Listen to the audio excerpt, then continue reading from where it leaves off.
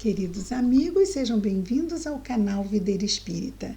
Meu nome é Cristina Brito e este é o programa Gotas do Evangelho. Aqui diariamente vemos as mensagens do Espírito Emmanuel, recebidas pela mediunidade de Chico Xavier e reunidas no livro Pão Nosso, publicado pela Federação Espírita Brasileira. Hoje é aquele dia de fazermos o nosso pedido semanal, que se inscrevam no canal Videira Espírita do YouTube. Mesmo que assistam pela página do Facebook, vão lá no YouTube, se inscrevam no canal, acionem o sininho. Se gostarem dos vídeos, curtam. Se gostarem do canal, se gostarem da página do Facebook, compartilhem com os amigos. Todas essas ações nos ajudam muito na divulgação do trabalho. Agradecemos sempre a todos. Nossa mensagem de hoje é a mensagem 162, que trata de manifestações espirituais. Sim, aquelas manifestações ostensivas dos espíritos que se dão através da mediunidade. Mas não vamos esquecer que também os espíritos se manifestam de forma não ostensiva através da intuição. Sempre estamos em contato com o mundo espiritual. Todos nós somos médiuns. Os espíritos interferem em nossos pensamentos e atos, mais do que podemos imaginar. Em verdade, são eles que nos dirigem. Isso disseram os espíritos a Kardec. Está lá a resposta, não é? No livro dos Espíritos. Influenciam os espíritos em nossos pensamentos e atos? Muito bem. O versículo destacado hoje são palavras de Paulo, escrevendo a sua primeira carta aos Coríntios, capítulo 12, versículo 7. Paulo vai fundar várias igrejas em comunidades não judaicas. São os gentios, os não-judeus, tanto que ele é chamado de apóstolo dos gentios. Então, nós temos a comunidade cristã judaica em Jerusalém e nós temos as demais comunidades fundadas por Paulo, que passa então a se corresponder por cartas. E é esse cristianismo, conhecido como cristianismo primitivo, que o Espiritismo se propõe a trazer no movimento espírita. Então, o movimento espírita, como cristianismo redivivo, é um movimento cristão, não é? Simplesmente por mera conclusão de todos esses pensamentos. Vejamos o que nos diz o nosso Emmanuel sobre as palavras de Paulo, que eu ainda não li, mas vou ler. Mas está lá em Paulo, primeira carta de Paulo aos Coríntios, capítulo 12, versículo 7, nos diz: mas a manifestação do Espírito é dada a cada um para o que for útil. Sim, os Espíritos sabem exatamente qual o tipo, qual a intensidade necessária de contato, vamos imaginar assim, para que o encarnado ou o grupo de encarnados possa se favorecer, porque afinal o alto não vai promover nenhum tipo de contato inútil, tem que ser para fim útil. E cada um de nós tem um determinado perfil, e eles sabem disso, uma capacidade de aproveitar mais ou menos, ou em que proporção virá, isso eles vão decidir. E de que jeito vai se dar também. Mas é claro que a medida disto está em nós. Daí ele dizer: mas a manifestação do Espírito é dada a cada um para o que for útil a cada um. Emmanuel então comenta o seguinte: com a revivescência do cristianismo puro, movimento espírita, nos agrupamentos do espiritismo com Jesus, ou seja, o espiritismo é cristão, verifica-se idêntica preocupação àquelas que torturavam os aprendizes dos tempos apostólicos no que se refere à mediunidade. A maioria dos trabalhadores na evangelização sempre é o quê? Exatamente a passagem do Evangelho, a transmissão das lições do Evangelho. Não está se referindo ele aqui à evangelização infantil. Existe a evangelização infantil, de mocidade, de adultos, família, não é?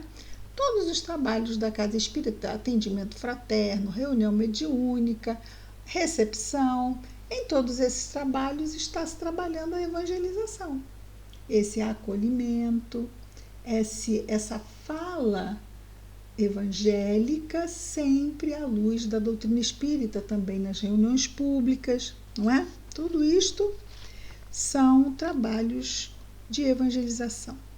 A maioria dos trabalhadores na evangelização inquieta-se pelo desenvolvimento imediato de faculdades incipientes, ou seja, incipiente, porque todos nós temos mediunidade, mas muitas vezes é aquela mediunidade potencial, como um raio. Eu tive um sonho, tive um pressentimento, mas não uma mediunidade que possa ser aproveitada como aquele rio caudaloso para a instalação de uma usina hidrelétrica, onde ali nós teríamos uma mediunidade ativa, não é? Que se chama muitas vezes de ostensiva e que é passível de ser aproveitada como uma usina produzindo energia elétrica, diferente de um raio, que não se pode fazer usina de raios, né? Porque não se sabe quando ele vai cair, quando vai acontecer. Então, muitos dos trabalhadores na evangelização inquieta-se, de forma também imatura, não é? Pelo desenvolvimento imediato de faculdades incipientes. Em determinados centros de serviço, casas espíritas, exigem-se realizações superiores às possibilidades de que dispõem. Então, quem é que exige? Quem exige isso? Exigem-se realizações superiores? Sim, eles mesmos. As próprias pessoas, os próprios trabalhadores ficam se exigindo conseguir feitos fenomênicos. Todos? Claro que não. Geralmente o quê? Inquietam-se. Essa inquietação é porque ainda não há um amadurecimento das ideias espíritas. Tanto que ele diz aqui desenvolvimento imediato, ou seja, mal começam, já estão aflitos por começar a parte dos fenômenos. Em determinados centros de serviço, então, exigem-se realizações superiores às possibilidades de que dispõem. Em outros, sonha-se com fenômenos de grande alcance. É uma coisa bem própria do jovem, muito jovem, não é? Fica criando ideias que não têm a ver realmente com as necessidades reais. São simplesmente elucubrações de quem ainda não sabe o suficiente e que está muito ansioso por ser atingido nos sentidos físicos. Eu quero ver espíritos, eu quero que os espíritos falem por mim, eu quero escrever, eu quero receber, eu quero... E não é preciso isto. Não é preciso isto tudo. Fazer o bem, não é preciso uma mediunidade ostensiva para estarmos profundamente compromissados com o trabalho. Né? Então, por que, às vezes, esse desejo tão grande pelo fenômeno? Temos que tomar atenção a isto, não é? Imaturidade, sim, imaturidade, mas muitas vezes também existe ainda muitas pessoas que se sentem bem em serem destaques porque a mediunidade XYZ se dá através delas, não é? E não ajuda ninguém, não é? Como ele diz antes aqui, não tem realmente fim útil isso. Em determinados, então, centros de serviços exigem-se, né? Os próprios trabalhadores se exigem e outros sonham-se com fenômenos de grande alcance. O problema, no entanto, não se resume a aquisições de exterior. Muito bem, então não é o fenômeno ostensivo mediúnico que é realmente a nossa dificuldade. Não é. Ele vai dizer aqui o que é difícil se trabalhar. Enriqueça o homem a própria iluminação íntima. Isso é que é difícil. Intensifique o poder espiritual através do conhecimento e do amor, as duas asas que promovem o voo do progresso. Conhecimento e amor, que é a caridade, não é? O amor em ação. E entrará, então, na posse de tesouros eternos, de modo natural. Então, essa mediunidade intuitiva, pode ser até que seja ostensiva depois, quem sabe, mas já estaremos o quê? Sintonizados. E o alto naturalmente vai passar a ser, como naquele desenho animado, né, que tem um anjinho e um diabinho. Então não vamos mais estarmos sintonizados com os diabinhos, com as ideias ruins. Vamos estar sempre sintonizados com o alto. E seremos nós, médiuns da luz. Influenciam os espíritos em nossos pensamentos e atos muito mais do que podeis imaginar. De ordinário são eles que vos dirigem. Sendo assim, quando estamos realmente enriquecidos no trabalho de iluminação íntima, da própria iluminação, através do conhecimento e do amor, entraremos na posse dos tesouros eternos, dessa capacidade de estarmos ligados, conectados com o mundo maior.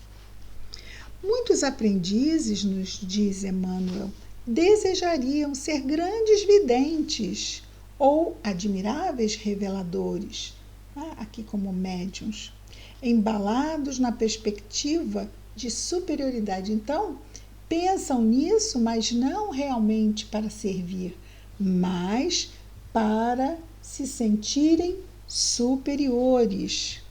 Mas não se abalançam nem mesmo em meditar no suor da conquista sublime, ou seja, não pensam nessa conquista da posse dos tesouros eternos de modo natural. Não, querem o quê? Querem o fenômeno pelo fenômeno, e não que venha através de uma conquista de longo curso pela aquisição de virtudes, que é o resultado, não é, do trabalho que fazemos de melhoria íntima. Não, é o que ele diz, nem mesmo não se abalançam, quer dizer, não movem uma palha para meditar no suor da conquista sublime. Não é nem para trabalhar a conquista sublime, não. É para meditar no suor, no trabalho que dá a conquista sublime. Nem isso. Inclinam-se, diz Emmanuel, aos proveitos, mas não cogitam do esforço. Então, querem os proveitos? Não. Inclinam-se aos proventos, que também é um proveito, né? Os proventos são os ganhos, né? Os proventos são os ganhos. Inclinam-se aos ganhos, mas não cogitam nos esforços. É como aquele que quer ganhar o salário, mas não quer ir lá suar todo dia e toda semana, um mês inteiro, para receber esse salário no final. Só quer o salário. Nesse sentido, é interessante recordar que Simão Pedro, aquele que ficou à frente da Casa do Caminho, cujo espírito se sentia tão bem com o Mestre glorioso no Tabor. Então, quando houve a transfiguração de Jesus no Monte Tabor e a aparição dos espíritos de Moisés e de Elias, lá estava Pedro, como estava João, não é? E como estava Tiago. Esses 3 apóstolos estavam e assistiram no alto do Monte Tabor esse fenômeno acontecer. E é aqui que ele então traz esse momento. Nesse sentido, é interessante recordar que Simão Pedro, cujo espírito se sentia tão bem com o Mestre glorioso no Tabor, não suportou as angústias do amigo flagelado no Calvário. Ele fugiu. É justo que os discípulos pretendam o engrandecimento espiritual. Todavia, quem possua faculdade humilde, não a despreze, porque o irmão mais próximo seja detentor de qualidades mais expressivas. É justo que os discípulos pretendam o engrandecimento espiritual, todavia, quem possua faculdade humilde, ou seja, intuição. Humilde, porque não é ostensiva, não traz o reconhecimento, não é? Está recebendo o espírito tal. Isso acontece apenas pela via intuitiva e nem nos damos, às vezes, conta que a ideia não é nossa. Quem possui uma faculdade humilde, não a despreze, porque o irmão mais próximo seja detentor de qualidades mais expressivas. Eu queria ter a mediunidade que ele tem. Mas ele é ele. Nós somos nós. E o alto vai sempre prover o contato e a ligação, sempre visando o fim útil. E se assim acontece conosco, é porque assim é melhor para nós. E assim acontece com o outro, é porque daquele jeito é melhor para o outro. Vamos confiar nos amigos espirituais, não é?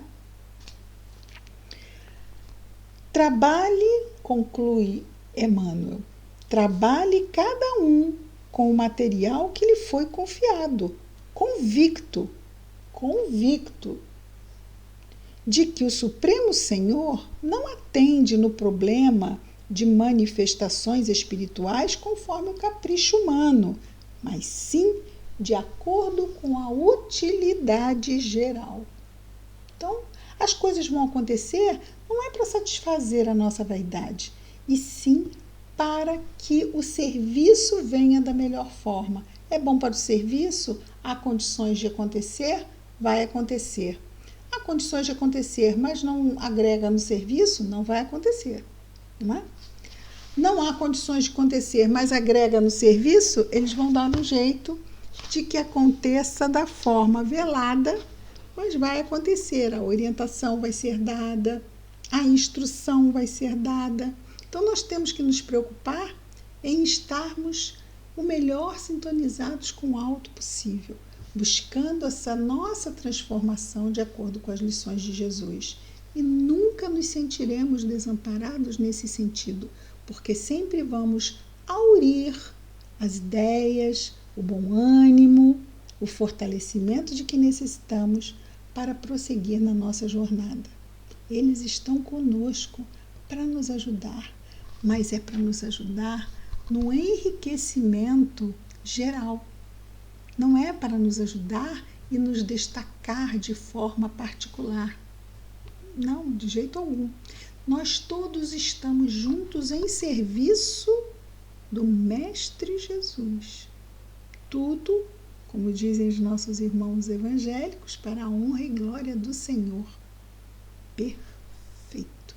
É isso mesmo. É isso, meus amigos.